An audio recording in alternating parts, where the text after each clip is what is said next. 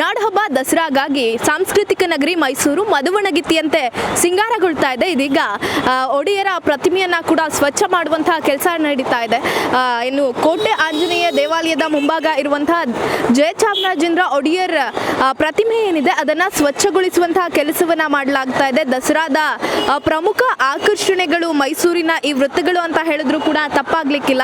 ಈ ಮೂರು ವೃತ್ತಗಳೇನಿದೆ, KR ವೃತ್ತ, ಮತ್ತೆ ಚಾಮರಾಜೇಂದ್ರ ಒಡೆಯರ್ ಅವರ ಪ್ರತಿಮೆ ಇರಬಹುದು, ಆರ್ ಗೇಟ್ ನಲ್ಲಿರುವಂತಹ ಒಡೆಯರ ಪ್ರತಿಮೆ ಇರಬಹುದು, ಎಲ್ಲವನ್ನು ಕೂಡ ಸ್ವಚ್ಛ ಮಾಡುವಂತಹ ಕೆಲಸದಲ್ಲಿ ಇದೀಗ ಕಾರ್ಮಿಕರು ನಿರತರಾಗಿರುವಂತದ್ದು. ಇದೆಲ್ಲದಕ್ಕೂ ಕೂಡ ಮುಂಬರುವಂತಹ ದಿನಗಳಲ್ಲಿ ವಿದ್ಯುತ್ ದೀಪಾಲಂಕಾರವನ್ನ ಮಾಡಲಾಗುತ್ತೆ. ಆ ವೇಳೆಯಲ್ಲಿ ಸಾಕಷ್ಟು ಮಂದಿ ಲೈಟಿಂಗ್ಸ್ ಅನ್ನ ನೋಡ್ಲಿಕ್ಕೆ ಬಂದಂತಹ ಸಂದರ್ಭದಲ್ಲಿ ಒಡೆಯರ್ ಅವರ ಪ್ರತಿಮೆ ಕೂಡ ಬಹಳ ಹೈಲೈಟ್ ಆಗುತ್ತೆ. ಮೈಸೂರಿನ ಪ್ರಮುಖ ವೃತ್ತಗಳನ್ನ ಕೂಡ ಇದೀಗ ಸ್ವಚ್ಛಗೊಳಿಸಿ ಸುಣ್ಣ ಬಣ್ಣ ಹೊಡೆಯುವಂತಹ ಕೆಲಸವನ್ನ ಮಾಡಲಾಗ್ತಾ ಇದೆ. ಜೊತೆಗೆ ಮೈಸೂರಿನ ಅಂಬಾವಿಲಾಸ ಅರಮನೆ ಏನಿದೆ ಅದನ್ನು ಕೂಡ ಸಿಂಗರಿಸುವಂತಹ ಕೆಲಸ ನಡೀತಾ ಇದೆ.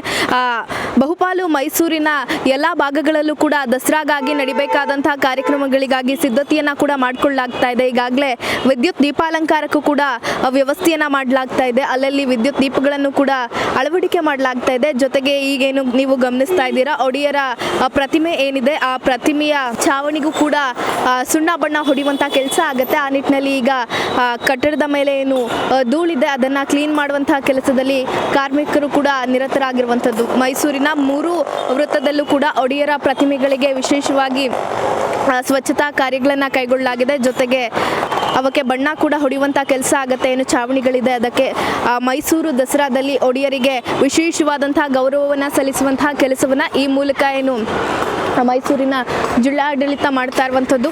ಹೇಳಿ ಮೈಸೂರು ರಾಜರ ಊರಾಗಿರೋದ್ರಿಂದ ರಾಜರಿಗೆ ಬಹಳ ಪ್ರಾಮುಖ್ಯತೆಯನ್ನ ಕೊಡಲಾಗ್ತಾ ಇದೆ. ಕ್ಯಾಮ್ರಾ ಪರ್ಸನ್ ನಂದೀಶ್ ಜೊತೆ ಪವಿತ್ರ ರಾಜು, ಇಂಡಿಯನ್ ಟಿವಿ, ಮೈಸೂರು.